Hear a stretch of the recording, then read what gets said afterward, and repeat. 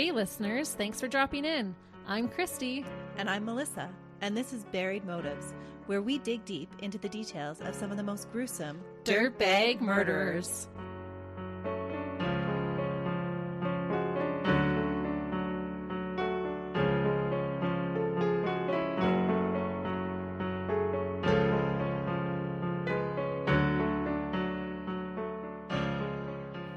Hey listeners, Welcome back to Buried Motives. we're so glad that you're joining us. And we're thankful that you keep coming back to listen to more. Speaking of being thankful, this weekend coming up is Thanksgiving.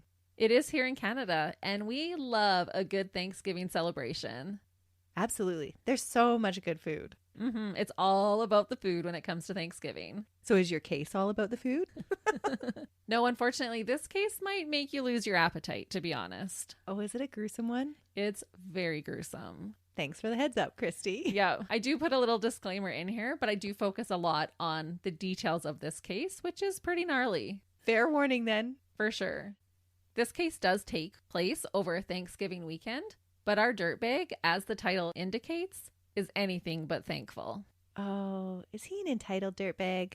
He is the epitome of entitlement. Oh, that is one of the characteristics that really just irks me. Me too. We ain't got time for that. Take your entitled little self somewhere else. It's really important to be grateful. It is. Mm-hmm. But unfortunately, not everybody can see the good around them and show gratitude for the things that they have been blessed with in life. So was he blessed? He absolutely was. Let's get into it and I can explain a little more. But first of all, I do want to ask, and I'm sure you'll have the right answer for me, but when we examine a killer dirtbag, what is that one common thing that most of them experience as a child? Abuse? Yeah, abuse of some sort. Ironically, the man-child that we will be discussing today experienced the opposite of that.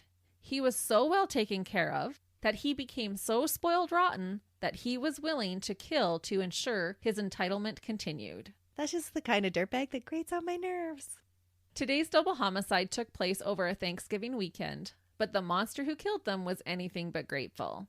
Because our killer had a good upbringing and home life, there isn't a lot to report about his childhood. His despicable motive for murder was greed and laziness. Isn't it funny how those two go hand in hand, greed and entitlement? Absolutely they do. In fact, he was so lazy that he gave up halfway through even trying to conceal his abominable actions. He had never learned any work ethic? No, he never had a job in his entire life. Oh. How old is he then at the time of the murder? He's 28. Oh, he should have totally had a job by that point.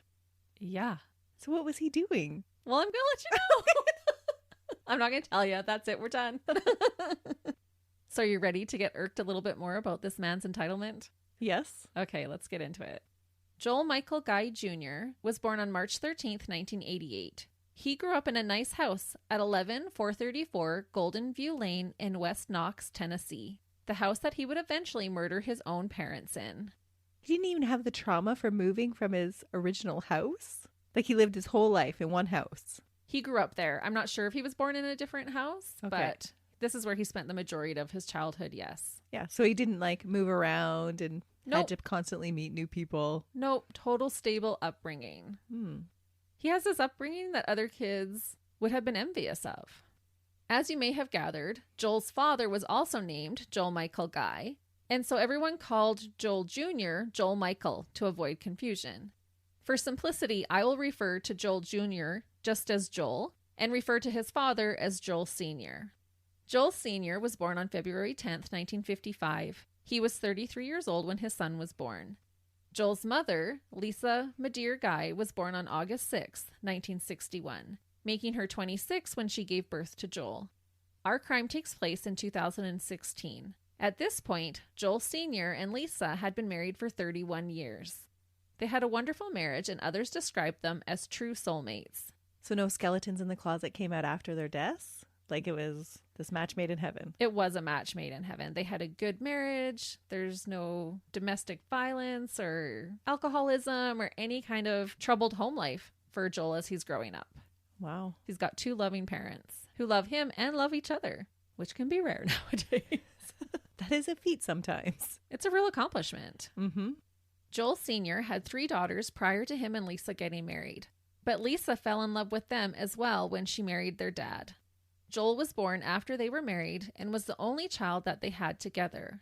Reportedly, Lisa and her stepdaughters had great relationships, and the girls really grew to love their stepmom. That's not how the fairy tale goes, Christy. There's no evil stepmother in this. It's a picture-perfect family. Joel Sr. and Lisa were living their best lives. They had the house to themselves and were making plans to retire. They had a dog named Jake, whom they adored, and they loved spending time as a family, especially with their grandchildren.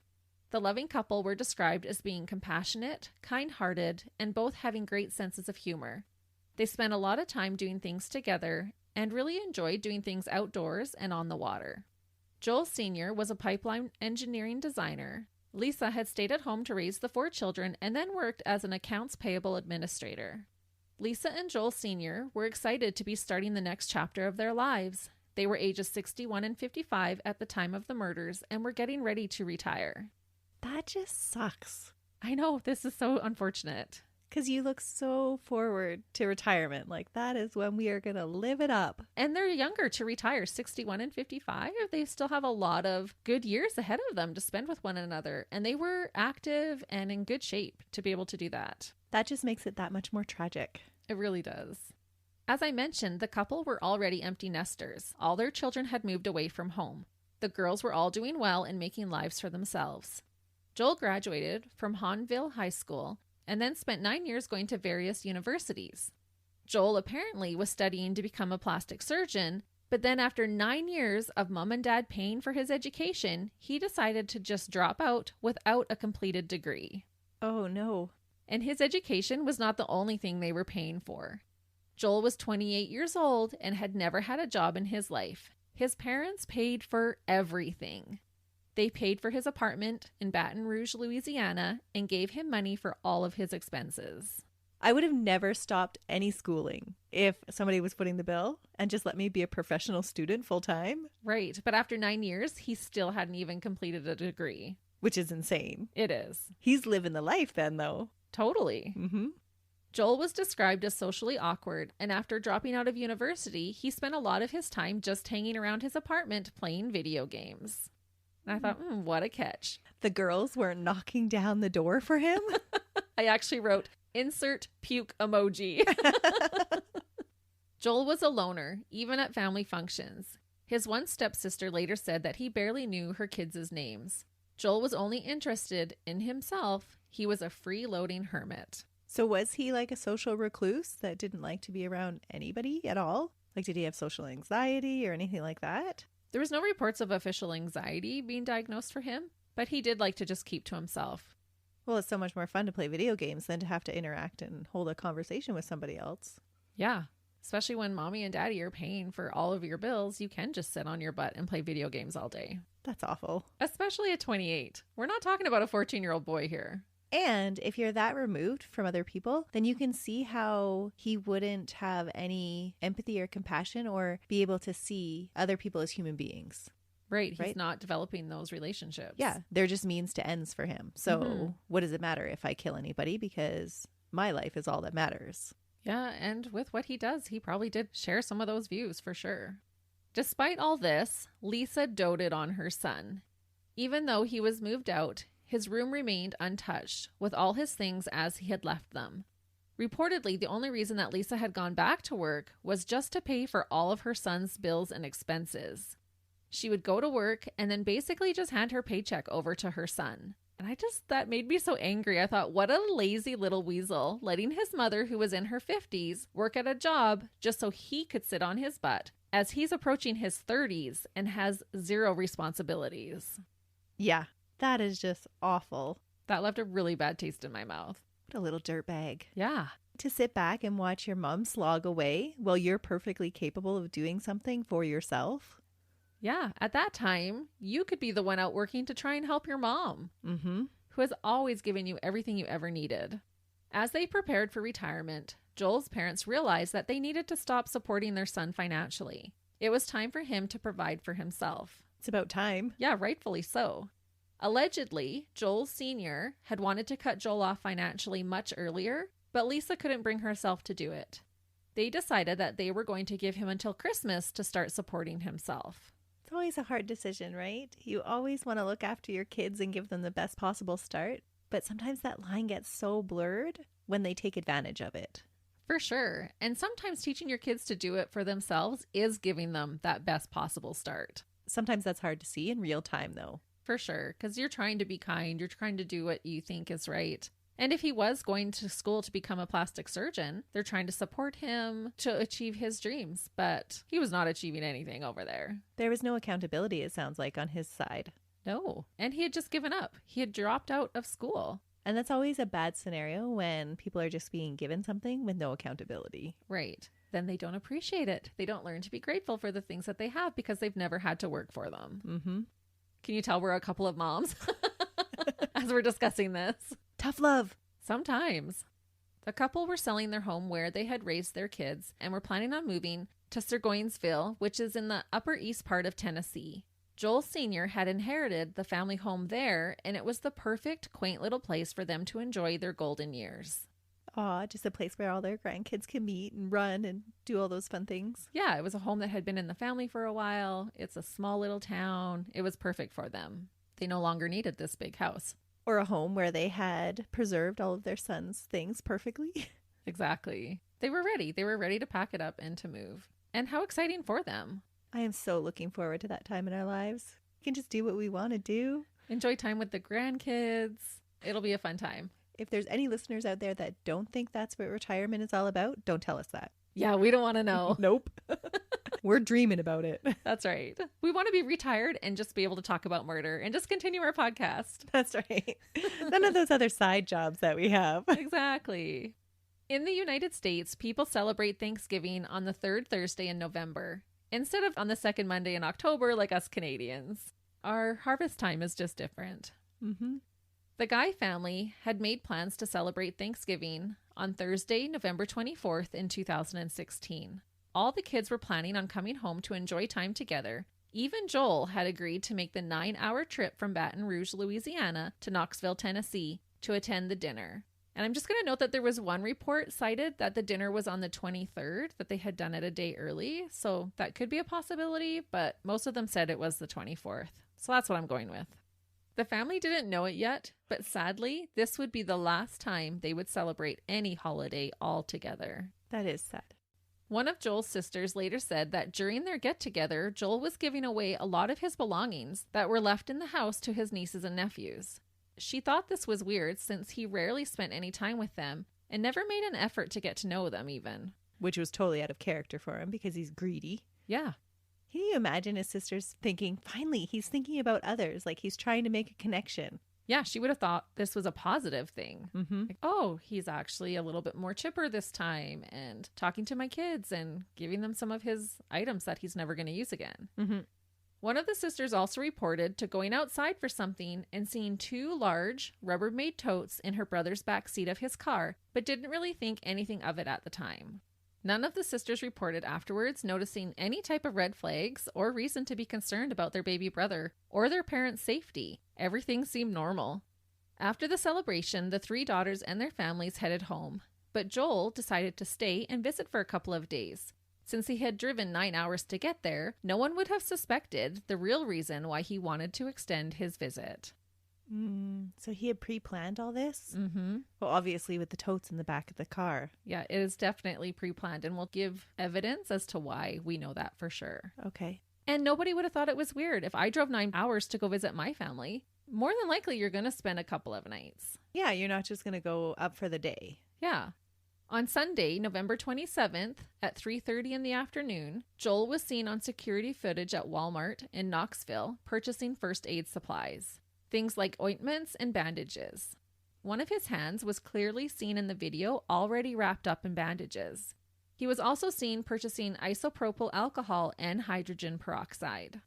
On the same day, Joel drove all the way back to Baton Rouge and had fairly severe injuries on his hands treated at the university's student clinic. One of the worst cuts was to his left thumb. It went extremely deep. All very suspicious. Mm-hmm. So we're going to skip ahead now for a moment to the Monday after Thanksgiving. So we know he showed up for the dinner. They had the dinner. Sunday, he was seen on the Walmart security footage, and then he drove back to Baton Rouge. And now we're going to Monday. No one was concerned about the guys until Lisa didn't show up for work on November 28th, so on Monday morning. It wasn't in Lisa's character to not show up for her shift without explanation. Her fellow employees were rightfully concerned. When they couldn't get in touch with her, they called the police and asked them to perform a welfare check on Lisa and her husband. Isn't that always so odd? You always have like these sneaking suspicions or these wild ideas. I know I do at least, where somebody doesn't show up and you're like, oh, something bad must have happened. And you're always thinking in your head like, no, I'm just making all this up. And then to find out that it's actually true. I know. I was thinking that too. Like for them to actually call the police right on Monday asking for a welfare check. I don't know if I would. It's obviously what is the right thing for them to do. But sometimes we second guess ourselves and think, no, they're fine. You know, maybe she's got a flat tire. She'll tell us, you know, tomorrow or she'll call later. Mm-hmm. I would have totally second guessed myself. Yeah. I probably would have had that initial reaction of, oh, something bad's happened. But then I wouldn't have followed through. And I would think, oh, maybe an emergency happened. They got into a car accident. Maybe her husband had a heart attack and she didn't think to call in. You know, I would be thinking more reasonable things. Yeah, not murder. Not murder. Mm-hmm. No. But thank goodness they did call the police and asked for a welfare check, which the police obliged. No one could have prepared the police for what they were about to find. Those welfare checks they're necessary, but I don't know how the police go to them time after time. I know. Knox County Sheriff's Office, Detective Jeremy McCord, said about what they discovered in the guy's home that it was, quote, the most horrific thing I've ever encountered in police work in my life. There is video footage of the police inspecting the home of Lisa and Joel Sr., and what they found was beyond disturbing. So this is where I was going to put in my little warning that I am about to share a lot of detail about the crime scene and murders for this case. I'll start by describing parts of the videos. There is one video of the body cams while the officers are walking through, and then there is one where the forensic expert walks through and narrates to the jury an explanation of the crime scene during the court. For this one, you can watch a split screen. One side is of the crime scene, and the other is of Joel sitting in the court while the footage is being played. And he sits there almost showing no emotion. He casually scratches his nose, takes a drink of water, writes stuff down, and stares blank-faced with sinister-looking, bulging eyes.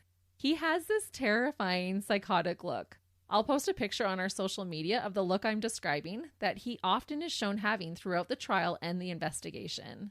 And he showed no emotion at all. None. It always floors me when they can pull that off. Yeah, he just sat there with no emotion, these big eyes staring up at the screen. It was like he was in a lecture hall at university. Meanwhile, they're showing the evidence of his crime, brutally murdering his parents. Yeah, his handiwork is being showcased. Ugh. And he's not even squirming in his chair. He's not having to look away. He's not covering his face. He's not looking distressed in the least bit. Which just goes to show you how removed he is from any human emotion. Yeah. He's been locked up in the basement playing video games for too long. Yeah, it's really terrifying to me. So much so that I had to show Melissa a picture of him. Like, you have to see these bulging eyes because they are going to haunt me. So she wants them to haunt me too. That's right. Am I going to be haunted? You're my partner in crime. You have to be haunted too, hun. Thanks for that. You're welcome. The one that has nightmares and is scared of everything.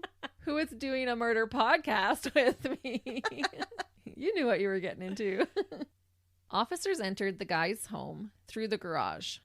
One of the cars parked outside was unlocked, and they used the garage opener from inside the car to open the garage. As they entered, they could immediately feel heat emanating from the house and could smell a super strong scent of chemicals mixed with the stench of death, which is never a good sign. No. Reportedly, some of the staff who had to go through the home later were unable to physically stomach the smell. The smell of chemicals mixed with the smell of blood is just so disturbing and wrong. It just turns your gut. Yeah, I can't imagine that vile smell. As they entered the home through the garage, they walked into the kitchen eating area. Immediately, there were visible bottles of cleaning supplies like bleach, garbage bags, and baking soda sitting on the floor. The kitchen table is to the left of the bottles, and amongst other items on top of the table, you can see a hammer and a man and woman's wallet just sitting there side by side. There's the purse, but the wallet has been removed from the purse, and the two wallets are just sitting beside each other on the table. I'm guessing with no credit cards or money left in them. Exactly. The main floor of the house kind of makes a loop. So all the rooms are connected. You kind of have that central piece in the center, and then you can walk around. So I'm going to describe what it looked like as they're walking around this loop. So if we start at the table area and go to our right, we go into the kitchen. And then from the kitchen, there's a little formal dining area, which leads to the entrance where the main door is. And then from there, you offshoot to the living room and then back to the table area. So you just make this big circle. Okay. And is it the staircase to upstairs is kind of in the middle of the house? The staircase is by the entrance. Okay. Yeah. Plus, there's an offshoot of a half bathroom and an office as well off of those rooms. Okay, I can picture that layout. Yeah, it might sound confusing, but I am going to kind of walk you through it, but I thought I'd just kind of give you an idea. As they walk through the kitchen on the right, you can see a giant-sized stock pot sitting on top of the stove. Police said the burner was turned on and whatever was in the pot was still simmering. Ew. We're going to come back to all of this evidence, but I just want to explain it first. They continue through the kitchen into the formal dining room. There are multiple guns sitting out on the table. It was later discovered that they were there just for backup. From the formal dining room, they walk into the house's main entrance or foyer. You can see bags of groceries strewn about just inside the front door. The bags still contain certain items that should have been placed in the fridge, but were instead laying on the floor to spoil. Amongst these items were things like bacon, sausage, and ice cream. So the groceries had never been put away.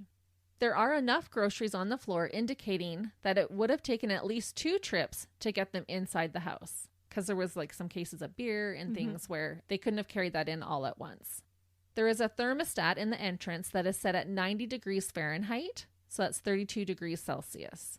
From the entrance, they walk into the living room area. There is a back door that is missing a doorknob.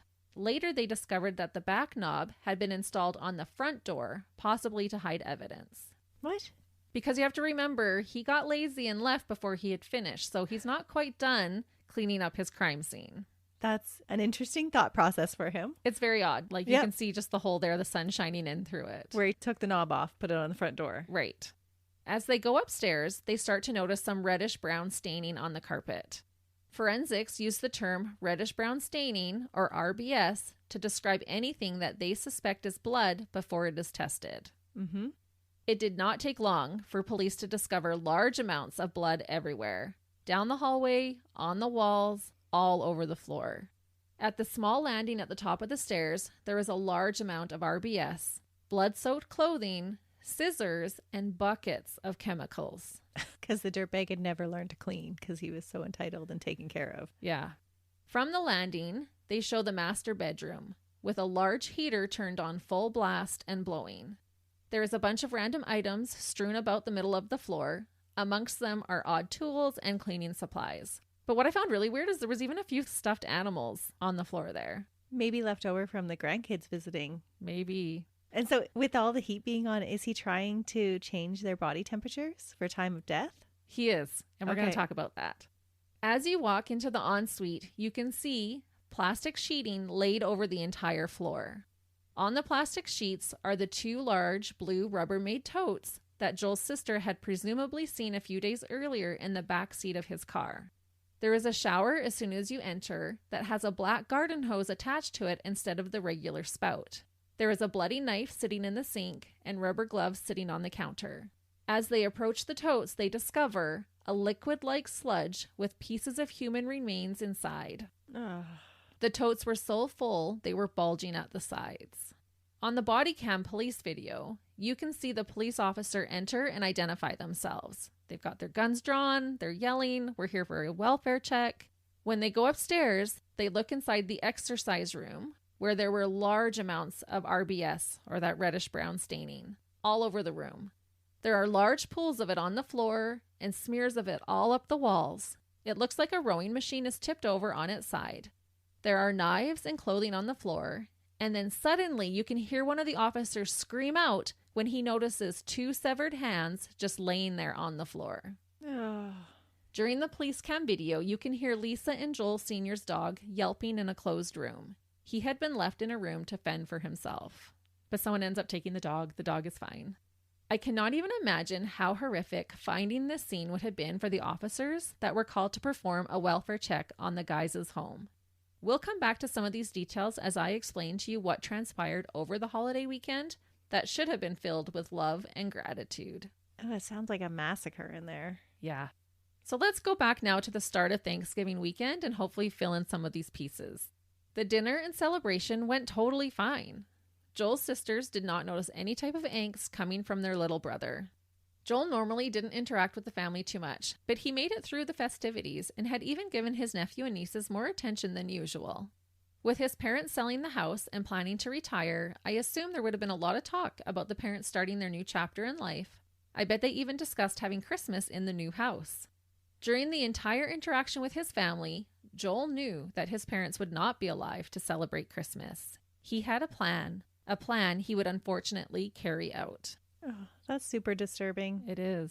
And how he could keep up that facade of just, yeah, we're going to be there at Christmas and you guys are starting on this new chapter of your life. And taking part in those conversations when all the time he had these ulterior motives. Yeah, and there would have been excitement and everyone would have been discussing it in probably a positive way. Mm-hmm. I wonder if he was like secretly being like, hee, I guess you're not going to be doing that. Or would he even have that much emotion? Because honestly, he sounds like a emotionless dirtbag. Yeah, he has the personality of a cardboard box. Mm-hmm. That's what it sounds like. Mm-hmm.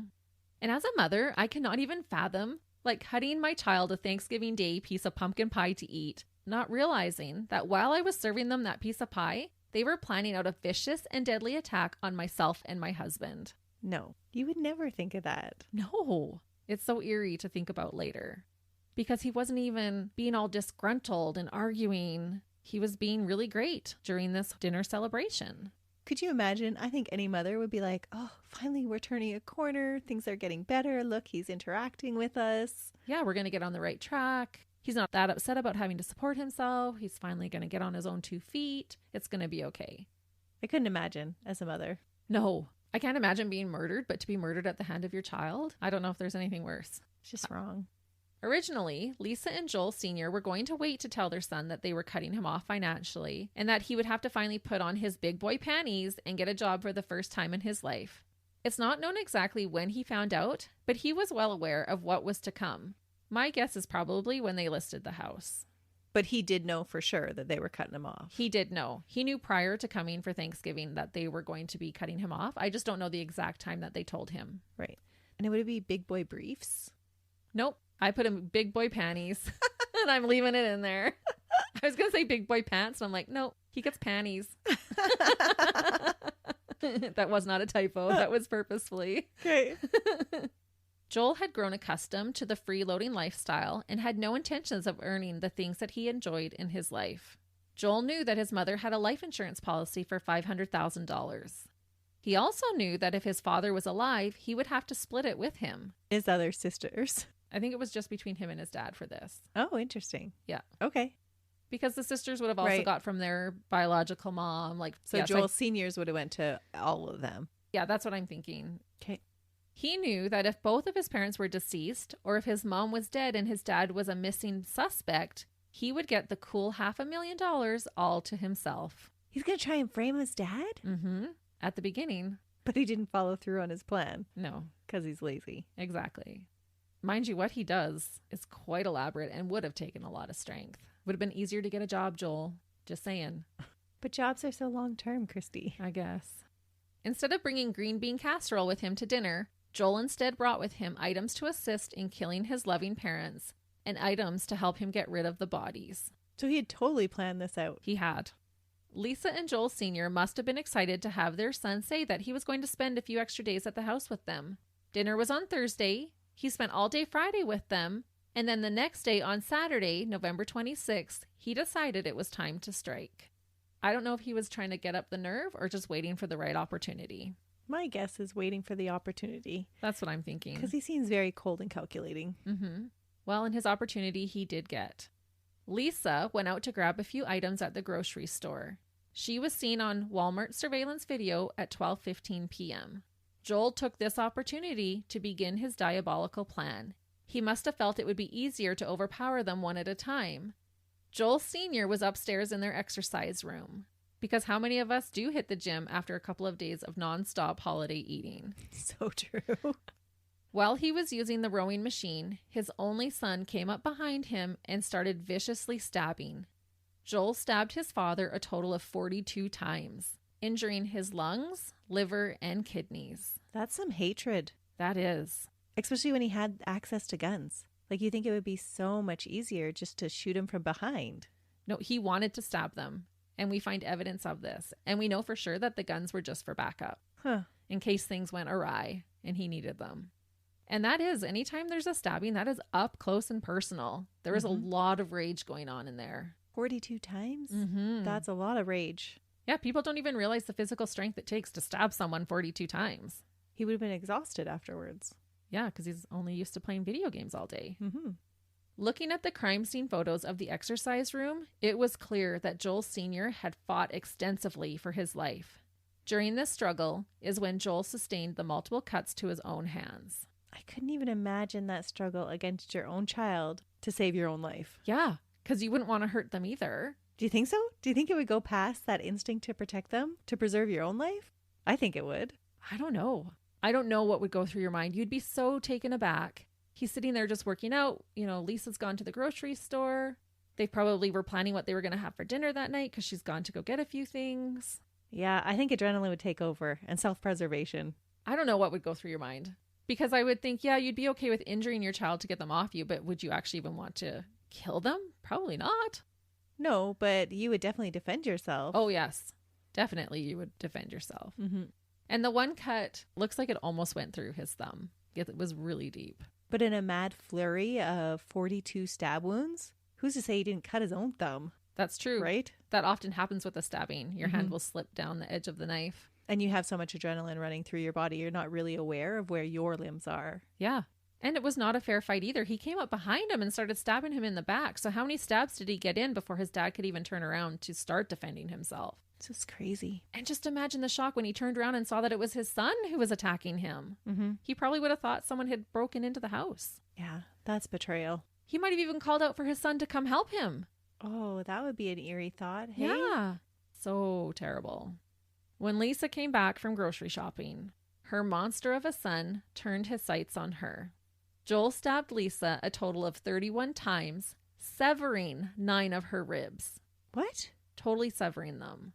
The piles of groceries that I described earlier suggested that Lisa was ambushed by her son as soon as she returned home. And what is believed to have actually happened, that as soon as Joel's mom came into the house with her groceries on that second trip, he hollered down to her and was like, Mom, come quick. Come upstairs. Something's happened to Dad. And so out of worry for her husband, thinking maybe an accident, maybe he's had a heart attack or something, she runs up the stairs and is greeted by Joel, ready to kill her. And this theory is supported by the evidence of not having a bunch of blood there at the groceries when she first walked in the door. The blood was upstairs in the exercise room. And what went through their minds? They must have been so shocked and confused as to what was happening. After brutally stabbing both of his parents to death, Joel began the second part of his sadistic, evil plan. First, he went to Walmart to purchase the first aid supplies that he was seen on the surveillance video purchasing. There wasn't any in the house? I think those are pretty standard first aid kit things. Yeah. And are you even thinking clearly at that point? No, probably I don't not. know. With spending 9 years pursuing a medical career, you'd think at least by then he would have known how to stitch his own hand up. That's what I was thinking too. Like, didn't you get any knowledge at your university experience? That is odd. Yeah. He also took the bank and credit cards from his parents' wallets and took out as much money as he could. He attempted to use their credit cards to pay some of his bills. Apparently, he had attempted to pay months of rent in advance. I wonder if he paid for his medical supplies with their credit cards. Probably. At the store. Oh, yeah. Man. And he had bought a few more supplies for cleaning up while he was there, too. Joel started to dismember the lifeless bodies of his parents. He cut off his father's hands at the wrists. These are the hands that the officer found just laying on the floor in the workout room. He removed both of his father's arms and legs completely. He had also severed his father's right foot from his leg. The arms were removed right at the shoulder blade, and the legs were removed right at the hips. Joel removed both of his mother's arms at the shoulders and both of her legs from below the knee. However, he also removed her head. And he didn't just cut her head off, but snapped the topmost vertebrae of her spine by force. What? Mm-hmm. Why does he hate them so much? Because they were cutting him off. But that's hardly a reason to hate that much. Yeah. Like, I could understand if they had severely abused him all his life and he just had this rage towards them. But, oh my goodness, over a little bit of money? Yeah. You're 28, go get a job. Exactly. But he didn't think that was fair. Why all the violence of the way he kills them and the way he treats their bodies? I know. I can't even imagine. Like, that just speaks to so much rage. Mm-hmm. And then for him to not show any emotion, too. Like, he has all this rage, but then sits there blank-faced. Yeah, that is so bizarre. It is. Joel placed each of his parents' bodies in their own Rubbermaid tote and filled the totes with acid. He was wanting to dissolve as much of their flesh as possible. Before placing their torsos in the bins, he inflicted a large cut in their torsos so that the bodies could absorb the chemicals more quickly. And remember that large stock pot that I told you was simmering on the stove when the police entered for the welfare check? Oh, that's gotta be his loving mother's head. It was. Joel had placed his mother's head in the pot and had been boiling it for over a day. Again, why more rage against his mom, who actually was defending him more often than not? Yeah. Like, you think that would have been towards his dad, whose idea it was to cut him off. Yeah, who was wanting to do it even earlier. Mm-hmm. But maybe he felt betrayed because she finally gave in to her husband instead of him. Maybe. And I had read in some accounts that there was acid in that pot as well while he was boiling it. That poor woman. Joel made an attempt to clean up the crime scene, but quickly realized how much work it was. He thought he could break down as much DNA as possible by turning up the heat and blasting heaters in the home. The heat did speed up the decomposition. One of the officers who first entered the scene later said, quote, "I will never get those smells out of my head or my dreams." No, and smells one of those lasting memories. Lifelong sentence of PTSD for that officer. Absolutely. For a lot of the people that were involved in this case. I think because getting rid of 2 bodies was so much more work than the lazy, rotten Joel had bargained for, he just cranked up the heat, left the pot simmering, and drove home to help establish his alibi. My guess is that he was planning to go back later after everything had liquefied even more. Some people also believe that the severe cuts to his hands made it especially hard to clean up the gory scene, and he went home to wait for his hands to heal before returning to finish the job. That would hurt, using acid on fresh cuts. Oh yeah, I can't imagine. But good. I hope it hurt. Yeah. Regardless of why he left halfway through the cleanup, prosecutors described the scene later as a diabolical stew of human remains. You know what it makes me think of? The Naganya from... Your cult case that you covered. Yeah, from the narco-Satanists. Yeah, I just cannot even imagine how someone can do this to a human body, especially someone that you love. These are your parents. Yeah, that is bizarre. It takes a special kind of evil to do something like this. Because so many dangerous chemicals were used in the crime, the Knox County Sheriff's Office had to call in a hazmat team to help process the crime scene, which took all day, night, and part of the next day. I also want to point out that Joel spent the night in the house with his deceased, dissolving parents before leaving for home on Sunday. And before he left, he scheduled his mother's phone to send him a text message later while he was in Louisiana to try and prove that they were still alive after he returned home. Oh, he had thought this through a little bit. He really had. At first, Joel was not a suspect in the murder of his parents at all. That was until they found the most damning evidence I think ever found at a crime scene. Joel had left his backpack at his parents' house. Inside his backpack, in the room that he had been staying in, was a book, How to Kill Your Parents. Yes! What? Honestly! No way. Police discovered a notebook. Inside this notebook, Joel had written out an elaborate plan to kill his parents and how to get away with it. He had 9 years of note-taking. Yeah, this does really remind me of what he would have done in school. Mm-hmm. This notebook was referred to as the Book of Premeditation during the trial. His notes are 5 full pages long, so I won't read all of it, but I'll share with you some of what he wrote. That's so disturbing. Mm-hmm. But honestly, dumbest dirtbag. But we have to remember he wasn't finished. He was planning on coming back. So he just kind of left it. I'm going to go home, get my hand stitched up. People can see me that I'm here, and then I'll go back and finish. How did he not anticipate that his parents were going to be missed? Yeah. Like, your mom is working to pay your bills, honey. They're going to notice when she doesn't show up at work. So smart, but so dumb. Yeah, and thankfully, he was dumb. Joel had written out lists of things he needed to perform the murders. He said things like, quote, Get killing knives. Quiet, multiple. To make small pieces. Kill him with knife. Clean up mess before she gets home. Kill her with knife. So this was all just kind of in like bullet points. I watched a video of a psychologist analyzing this case, and he noted that it was very odd that Joel referred to the knives as killing knives. He said it was comparable to someone saying in a DUI case to first purchase drunk driving alcohol. So it was very odd that he had called them killing knives instead of just get knives. Was he inferring that he totally knew that this was wrong because he was already labeling it as something that was wrong? He didn't really elaborate too much, but just said that this is very odd behavior for someone to write killing knives. It was almost as if he didn't want to get in the middle of the act and find himself accidentally holding a butter knife. Like he had to specify, I need killing knives. It's interesting. Very odd. Joel also referred to the spots where he killed them as her killing room and his killing room. So he had even planned out where he was going to kill them. Not necessarily, but when he was talking about the cleanup, he wrote, quote, "Does not matter where they're killed, just get rid of bloody spots to prevent evidence of time of death." And then in brackets, he wrote, "Not the mattress or couches." He also said, "Get plastic sheeting for disposal process." Along with the knives, Joel wrote, quote, "Get sledgehammer, crush bones, bring blender and food grinder, grind meat." Oh, Christy. I know. I told you this was a bad one. He also wrote, quote, "Flush chunks down toilet, not garbage disposal. Bring bleach, denature proteins. Get plastic bin for denaturation process." He wrote out his plan to placing the body parts in chemicals and to, quote, "Turn heater as high as it goes to speed decomposition.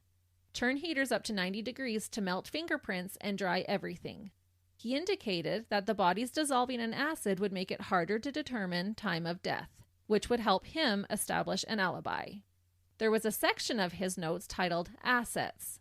Under this, he wrote about hiding his father's body to collect the insurance money. He wrote, quote, "Money is all mine. I get the whole thing." He also wrote, quote, "He's not alive to claim her half of the insurance money. All mine, $500,000. With him missing or dead, I get the whole thing." What a dirtbag. And it just sounds so juvenile. Money is all mine. I get the whole thing. Yeah, I have to keep reminding myself that this is a 28-year-old doing these things, not a 14-year-old. Yeah, this is a 28-year-old man. So his motive for murdering his parents was clearly money and maybe revenge for getting cut off. How could you put a dollar value on their lives? That is so wild. Joel also made notes on trying to frame his father for his mother's murder. He wrote, quote, "Cut off his arm and plant flesh under his fingernails." He also said, quote, "Use sodium hydroxide to destroy his soft tissue and soften bones for transport. Based once every hour to accelerate." I know why he was planting tissue underneath his dad's fingernails to make it look like he murdered his wife. But then where was he expecting this to be found? I know. I thought that exact same sentiment. That doesn't work out. No, it doesn't make sense at all, but this is what he was thinking at the time. And he doesn't follow everything to the T. I think these are just, he's brainstorming. These are the things that he's planning. But I also think maybe at the beginning he was planning on just hiding the father's body. And I'm not sure why he decided to dismember and do all those things to him as well. Because he went to town stabbing him. That's what I mean. It's just a special kind of evil to actually want to do this to their bodies. And that's the rage that I don't understand. And even to write things like based every hour to accelerate, there's just no emotion in there. That's just methodical though, right? Right. It just makes him seem more like a robot. Yep. He continued to say, quote, "He needs to be blamed, not intruder." One of the main reasons Joel had removed his father's hands, though, was that he could plant his father's fingerprints on incriminating items. So he was just going to walk around with the hands and put it on all the different knives and doorknobs and that kind of stuff. But it's a severed hand. I know. But if you're finding a fingerprint on a knife, you're not going to know it's from a severed hand. Right, but you're still finding his severed hand. Unless, I guess he was planning on getting rid of the whole body. I think so. And then the severed hands would have never been found. Right. He was not very smart about how he went about this. No. And thank goodness, because we're glad he got caught. About getting rid of the bodies, he wrote about pouring bleach on the bodies and putting his mom in the shower under running hot water. He also wrote about dousing the entire house with bleach. I won't read more of his notes, but I'm sure by now you get the idea. My thought with this was that he was almost making notes like he would have in school before carrying out some type of project. It is shocking how he could make these lists with no emotional connection, and when he wrote something like grind meat, he was talking about the two people who gave him life, supported him, and helped him in every aspect of his day-to-day dealings. Well, they're just dollar signs to him. Yeah, I just don't get it. After finding this book of premeditation, police acted quickly, and the FBI New Orleans Division arrested Joel in his apartment parking lot in Baton Rouge on Tuesday, November 29th at approximately 3:45 p.m., the day after the welfare check. Joel had tried to flee his car, but police were able to stop him. That's within 24 hours. That's pretty impressive. It was. But what a gold mine to land on this backpack with this written out. It would obviously put you to the very top of the suspect list. And he isn't even trying to hide. Like, he's hanging out at his apartment. Well, he's trying to establish an alibi. This is a total wrench in his plan. This was not in his little book of premeditation. There was no time frame as to, I need to have this done by this and this. He thought he was going to get away with it. He thought, I'm so smart. I'm just going to pull this all off, and look how much planning I've done. It's going to go off without a hitch. Not thinking he was going to get caught in the middle of it. So crazy.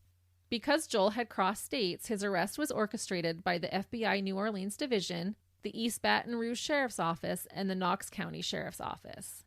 He was first detained in Baton Rouge, but was then extradited to Knox County. When police inspected the car, they found a jerry can for gas and a meat grinder in the trunk. Oh. So he was going to bring that back to his family's home with him. Yeah, and then set the house on fire. After using the meat grinder. Police could also clearly see deep cuts on both of Joel's hands, along with bruising. There was zero doubt that this double homicide was premeditated. Police were later able to find proof of Joel purchasing items he needed to carry out his vile plan weeks before he did it. He purchased many knives, the containers, different chemicals, and plastic sheeting. On November 7th, he purchased muriatic acid, Clorox wipes, and food-grade hydrogen peroxide. All with his parents' money. Exactly. Ugh. Which just makes it worse. Mm-hmm. It's just insult to injury, isn't it? On November 18th, he purchased extension cords and a timer from Home Depot. The timer was believed to be purchased in his plan to create a fire in the house after the bodies had finished dissolving. Joel also bought a bleach sprayer and a marine-style knife. One disturbing part to me was that he waited until he was in Knoxville to buy the containers that he later placed Lisa and Joel Sr.'s bodies in. Yeah, because I don't want to have to carry those around too much. They're big. And they're going to take up space in my car. Yeah. And I question, how do you continue to buy all these things and your brain doesn't ever tell you that what you're doing is wrong? My guess is that he was just so spoiled rotten to his core and so lazy that he likely felt his parents deserved it for cutting him off. He totally did. Yeah. What a loser. Entitlement. Exactly. It's not good. It's not. And entitlement is different than standing up for yourself. Entitlement is not good. So the first video that they were able to see him purchasing stuff was November 7th. So that's like 3 weeks before the murders. Joel was charged with the murders of both of his parents. He pled not guilty and did not go for the insanity plea. His trial started near the end of September of 2020. It was during the first year of COVID, and so you can see Joel wearing a face shield during most of the trial. During the trial, the jury had to see all the gruesome crime scene photos, as well as view that 30-minute video of the crime scene explained by Sandy Campbell of the Knox County Sheriff's Office. It was parts of that video that I described to you earlier. I would have had a hard time as a jury member watching that evidence and then watching his reaction to it and not already forming an opinion that he was totally guilty. For sure. And in the judge's statements later, that totally rubbed the judge the wrong way too. An expert testified that it would have taken substantial time and effort to dismember two bodies the way that Joel did. It was reported that Joel was seen yawning and even smirking while details were being given to the court.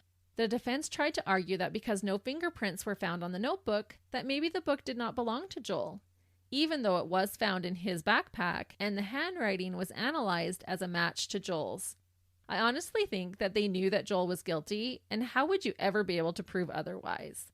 They reportedly had submitted zero evidence to support his innocent plea because, quite frankly, there wasn't any. Yeah, and that just seems so childish. Like, oh, it wasn't mine. Mm-hmm. Somebody else put it there. Exactly. I'm holding it for a friend. Yeah. prosecutors were able to prove that the motive for the murder was for financial gain. Allegedly, he continued to try and claim the insurance money even after getting arrested. What? Uh-huh. Okay, that again makes no sense. He knew his father wouldn't be able to collect the insurance money had he been implicated in his mother's death, but yet now he's implicated in his mother's death and he's trying to claim the insurance money? But he's claiming innocence. So before he gets convicted, he's like, I better get this money. That's so crazy. Mm-hmm. Joel's sisters testified during the court that their parents were going to be cutting Joel off financially that coming Christmas after the murders. During his trial, Joel asked the courts that if he was found guilty to please give him the death penalty instead of life in prison. But he also made a note that this is not an admission of guilt. Just if I'm found guilty, I want to be put to death. And my guess is that he was just too lazy to want to do prison. But I do always find it interesting how some murderers ask to be executed, like in this case, but in other cases like Lisa Montgomery, who I just covered, fought to try and get her death penalty overturned. I thought, what would you want? I think I'd go with life sentence. Yeah, I think I would too. But at the same time, that might be a worse penalty than death. Maybe, but there would always be the hope that maybe I could get it overturned. That's true. And so I don't know if I would give up that hope so readily. Yeah, and I think he was just like, this is going to be too much work. I don't want to be in prison, so I want the death penalty. I can't live without my video games. Yeah. The prosecution did not seek the death penalty, and I wondered if it was because they knew that that's what he wanted. Joel's trial only took 4 days. I think it goes without saying that Joel was found guilty. On October 2nd of 2020, he was found guilty of 2 counts of premeditated first-degree murder, 3 counts of felony murder, and 2 counts of abuse to a corpse. Again, he just sat there, blank-faced, while the verdict was read. The now 32-year-old Joel was sentenced to 5 life sentences with the chance of parole after 51 years. However, he was sentenced to serve his life sentences consecutively, so there is no way he will ever be released, unless he lived to be hundreds of years old. And rightfully so. About his sentencing, the District Attorney General said she was pleased. She said, quote, "My office asked for and obtained consecutive sentences to ensure the defendant would never be released from prison. I hope that the citizens of this community feel safe knowing this offender is off our streets forever. And I hope that the sentence imposed today provides some measure of closure for the family that has been torn apart by these horrific acts." During the sentencing hearing, Judge Sword said that Joel Guy Jr. was, quote, "sick and depraved," and that a sentencing of 300 years wouldn't be sufficient. The judge continued to say, quote, "I don't see potential for rehabilitation of Mr. Guy. I was watching him during the trial. He showed absolutely no remorse or despair over seeing what he had done. He also said that Joel's crimes were pure evil overkill. He said it was the, quote, "most extreme abuse of a corpse I've seen in 25 years. And I hope it's the most serious that I'll see in my career."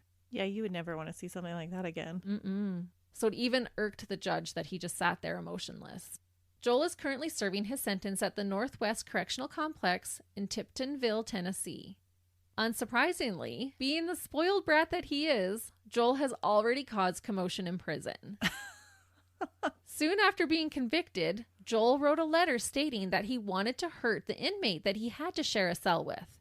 In the letter, he said he was thinking of gouging out the other man's eyes while he slept. He said that there would be nothing that they could do to stop him, and that he could do it quite easily with his hands. He said, quote, "I shouldn't be allowed access to another person while they are unconscious." That's his attempt to get a room all to himself. Yes. And so the officials did not fall for his act. They believed that he was just trying to manipulate them into getting his own cell.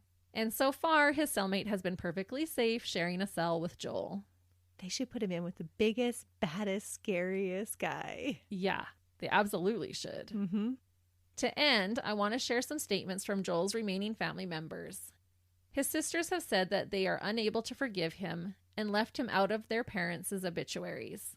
One of the sisters said, quote, "I rest easy knowing that God is okay with my choice not to forgive someone who murdered my parents." Another sister apologized to everyone involved in the case for having to see all the horrific things inside her parents' house. She said, quote, "I am very sorry that this evil had to come into their life too."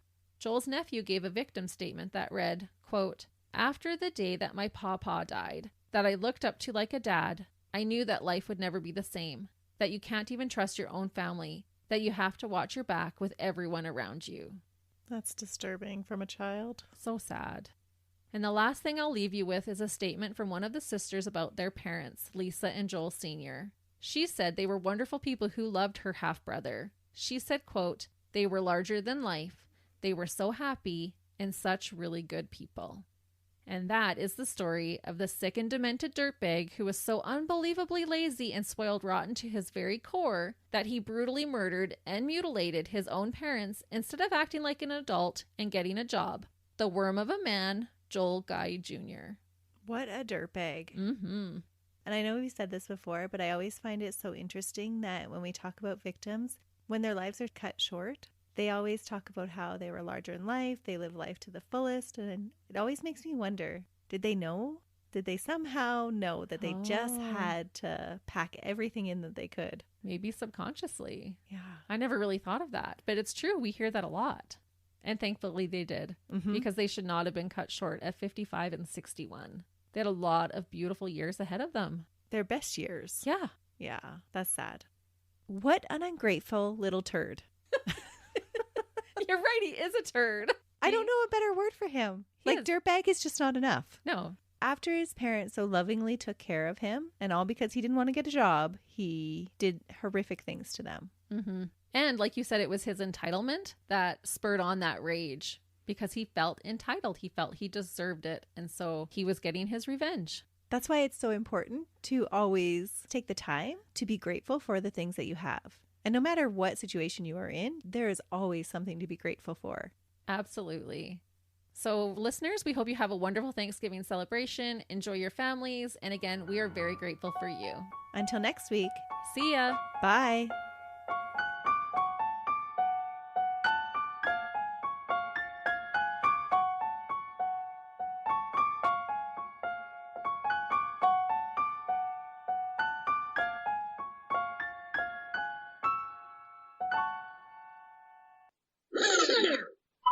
After 2 hours of talking, we're now going to get started.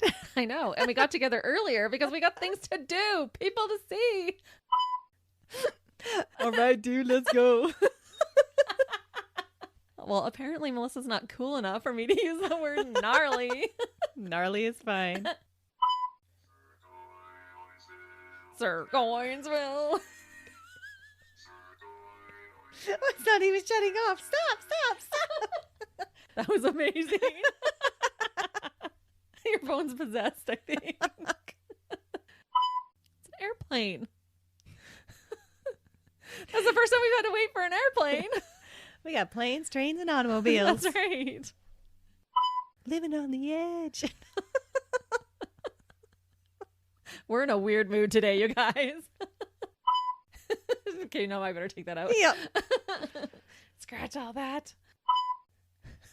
Blame it on our weird mood. We are in a weird mood, aren't we? Does it feel weird? Whose ringtone is that? That's mine. I know, but Oh. For who? No kidding, it's yours. Whose ringtone is coming from your phone? I love me some RuPaul. Every time you say the guys' house, I'm like, but there's a girl too, Christy. I know. Total of 31 9 times. 31-9. The Ngunga. Oh my goodness. I know how to say it. Hold on. Obviously, again, he had never watched CSI. And the handwriting was analyzed. Let me try this again. Analyzed? Yep. Analyzed. I can just create new words. Neologisms. He is a stinky turd.